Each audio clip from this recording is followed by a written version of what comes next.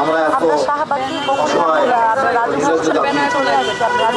আমাদের বলতে হচ্ছে আমরা শহীদের অধিকার পাই না, শহীদের চিকিৎসা পাই না, শহীদের না খেয়ে থাকে, শহীদের খোঁজখবর নেওয়া হয়।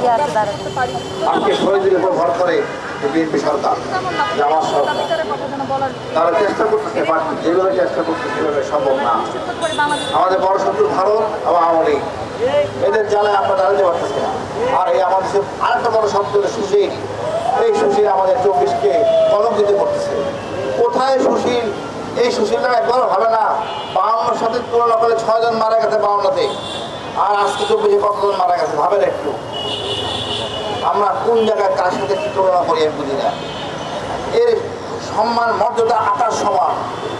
এই 24-এর এরকম যোদ্ধা পৃথিবীর ইতিহাসে নাই। নিরস্ত্র যোদ্ধারা এই হেলিকপ্টার সহ বহু বড় বড় সমরযানের বিরুদ্ধে যুদ্ধ করছে, আর এই যুদ্ধের ভয়ে হাজিরা পড়ে গেছে, কারণ এত শক্তি ছিল। আমরা এটাকে মূল্যায়ন করতে পারছি না, আসলে করলে লজ্জা লাগে, কিন্তু তারা তো কোনো কাজ করে নাই। বাত ব্যথা, প্যারালাইসিস কিংবা আর্থ্রাইটিস, আধুনিক প্রযুক্তি ও অভিজ্ঞ বিশেষজ্ঞদের সমন্বিত চিকিৎসার নির্ভরযোগ্য নাম ডিপিআরসি।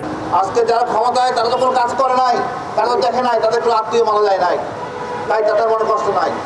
এরপরে এই কথাবার্তা চলবে, আন্দোলন চলবে, অসমাপ্ত বিপ্লব। এরপরে বিপ্লব যখন হবে আমার মনে হয় এরা শিক্ষা পাবে। আমরা ওইভাবে আর সুযোগ দিব না।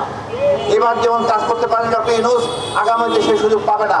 আমরা জানি কোথায় সমস্যা।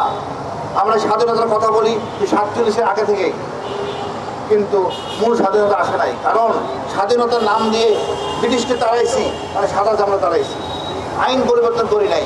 এই আইন পরিবর্তন না করলে আমরা স্বাধীনতার মুক্ত হব না। যার জন্য জুলাই সনদ, এই সরকার জুলাই সনদকে বলে গেছে, কিনে বিনিয়ে কথা বলতেছে। আমাদের হয়তো আরো কঠিন হইতে হবে, রাজপথ আবার রক্তাক্ত হবে, কিন্তু এনারা কেউ পার পাবেন না ইনশাআল্লাহ। আমরা এই জুলাইয়ের শহীদদের প্রতি সম্মান দেখাই, তাদেরকে ধারণ করি, এরা আমাদের গর্ব, এরা আমাদের অলংকার।